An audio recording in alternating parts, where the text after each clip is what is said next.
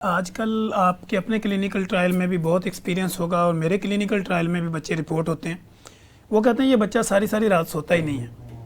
اب اس کو کوئی نیند کی دوائی دینی ہے یا اس کو کوئی ایسا سیرپ دینا ہے۔ لوگوں نے کچھ سیرپوں کے نام ان کو یاد ہوتے ہیں، اینٹی الرجک، وہ اس کو پلا دیتے ہیں۔ تو کیا اس ایج میں کوئی اس طرح کی دوائی دینا سلیپنگ کے لیے؟ دیکھیں، میں ہمیشہ کہتا ہوں کہ اگر آپ نے سونا تھا تو یہ شادی سے پہلے سوچنا تھا، شادی کے پاس ماں باپ دا سونا ختم ہو۔ ٹھیک ہے، اس میں ایک بات بڑی امپورٹنٹ ہے کہ اگر میرا بچہ پھر وہی والی بات نارمل گرو کر رہا ہے، ٹھیک ہے، ویٹ ٹھیک ہے، سوشل ایکٹیویٹیز ٹھیک ہے، ڈیولپمنٹلی نارمل ہے، تو دیکھیں انیشلی 6 to 9 months تک بچہ جو ہے نا سارا دن سوتا رہتا ہے اور ساری رات جگاتا رہتا ہے، ٹھیک ہے، it's a normal sleep pattern. اگر ایسا نہیں بھی ہے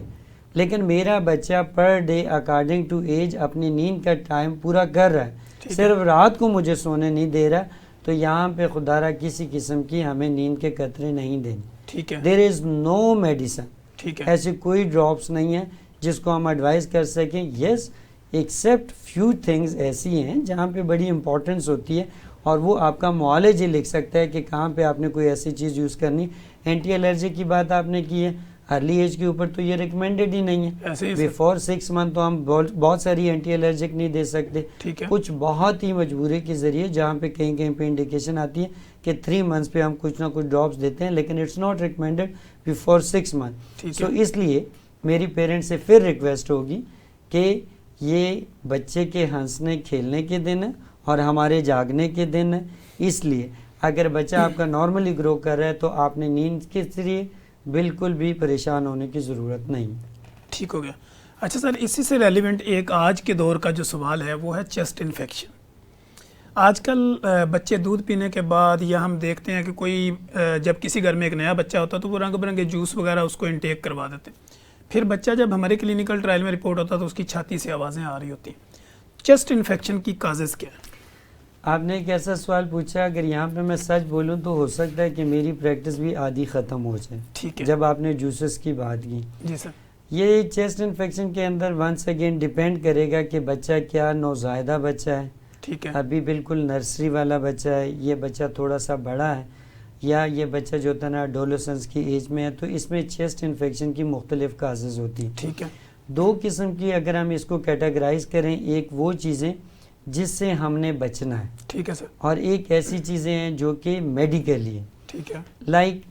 چیسٹ انفیکشن جب ہمارا ماحول صاف ستھرا نہیں ہوگا تو ظاہری بات ہے کہ ایک بندہ جو کہ ہمارے گھر کے اندر ہے، کھانسی کر رہا ہے، اس کو چھینکیں آ رہی ہیں اڈلٹ سے، تو یہ automatically viral and even bacterial جو کہ وہ ٹرانسمٹ ہو سکتا ہے بچوں میں۔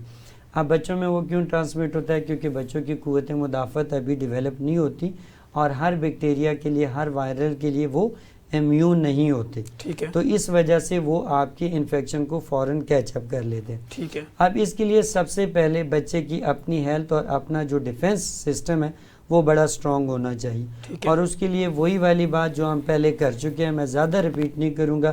کہ اگر اس نے ماں کا دودھ پراپرلی پیا ہے، اس کی اچھی غذائیں 6 ماہ کے اوپر شروع ہو چکی ہیں، اور وہ ڈیولپمنٹلی بالکل ٹھیک چل رہا ہے، تو اس میں تو یہ چانسز کم ہو جائیں گے۔ لیکن اگر یہی بچہ ہمارا سوکڑے پن کا شکار ہو چکا ہے، ٹھیک ہے، اور اس کی امیونٹی اچھی نہیں ہے، اور حفاظتی ٹیکے اس کو نہیں لگے، ٹھیک ہے، کیونکہ آپ کی وساطت سے ہم کہوں کہ جب چیسٹ انفیکشن کب ہوتے ہیں؟ جب ہمیں حفاظتی ٹیکے نہیں لگتے، ٹھیک ہے۔ آپ نے سنا ہوگا کہ ہماری حفاظتی ٹیکوں کے اندر نمونیا کی ویکسین موجود ہے، ہمارے اس ویکسین کے اندر انفلوئنزا کی ویکسین موجود ہے، ہمارے پرٹسس کالی کھانسی کی موجود ہے، اور آج کل جو خسرہ ہے اس کا بھی خسرہ کی جو موجود ہے۔ اب یہ وہ چیزیں ہیں جو کہ انڈائریکٹلی ساری کی ساری چیسٹ انفیکشن کی کازز بنتی ہیں، ٹھیک ہے۔ اگر ہمارا بچہ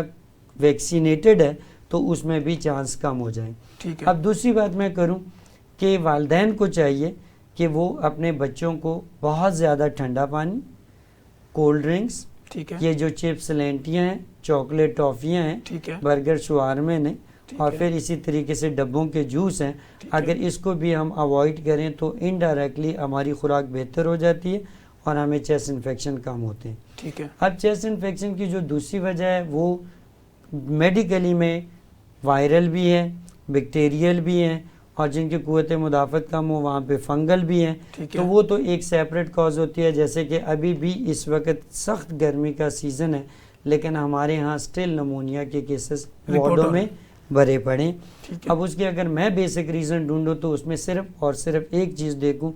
ماں کا اپنا دودھ نہ پلانا اور حفاظتی ٹیکے نہ لگوانا. ٹھیک ہے، یہ تو تقریباً 50% لوگ ہیں جو نہیں اس کو بالکل ایگری کروں گا. فالو کریں. ٹھیک ہے جی، اگر ہم اس کو فالو کر لیتے ہیں تو اس سے بہتر. دوسری ظاہری بات ہے کہ جہاں پہ آبادی زیادہ ہو، فیملی ممبر زیادہ ہوں، ٹھیک ہے جی، وہاں پہ بھی چیسٹ انفیکشن کا چانسز بڑھ جائے.